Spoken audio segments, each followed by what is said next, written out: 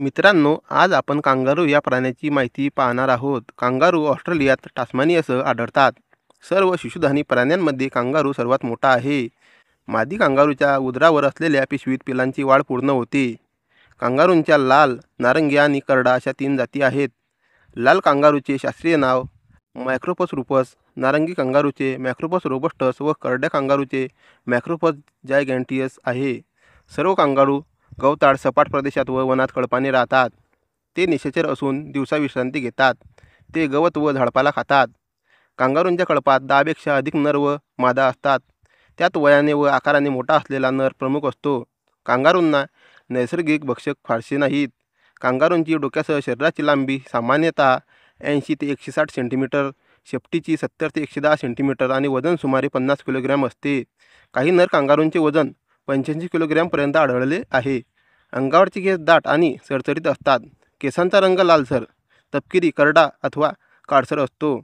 कांगारूंची शेपटी मजबूत, बुळाशी जाड व टोकाकडे निमुळती होत जाते. बसताना शेपटीचा उपयोग पायासारखा होतो. मागचे 2 पाय आणि शेपटी सरळ जमिनीवर टेकून कांगारू बसतो. उडी मारताना शेपटीचा उपयोग सुकाणूसारखा आणि शरीराचा तोल सावरण्यासाठी होतो. मागचे पाय पुढच्या पायांपेक्षा बळकट आणि मोठे असतात. उड्या मारीत जाणे हे यांचे वैशिष्ट्य होय. एका उडीत तो 2 मीटर उंच अडथळाही पार करू शकतो. कांगारू ताशी 48 किलोमीटर वेगाने धावू शकतो. लांब पावलांमुळे उड्या मारणे सोयीचे असले तरी साधे चालणे मात्र त्याला अवघड जाते. ऑस्ट्रेलियातील मूळ जमातींसाठी कांगारू अन्न, कातडी, हाडे इत्यादींसाठी उपयुक्त होते. यामुळे त्यांच्या कथा, लोकगीते व चालीरीती यावर कांगारूंचा प्रभाव होता. युरोपमधून वस्तीत आलेल्यांनी वृक्षतोड मोठ्या प्रमाणावर केली आणि चराऊ जनावरे पाळली.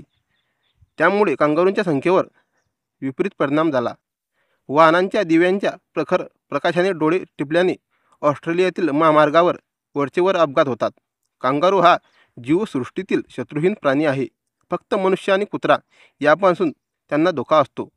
ऑस्ट्रेलियन सरकारने त्यांच्या शिकारीवर कायद्याने बंदी घातली असून त्यांचे संरक्षण आणि संवर्धन करण्याचा प्रयत्न होत आहे.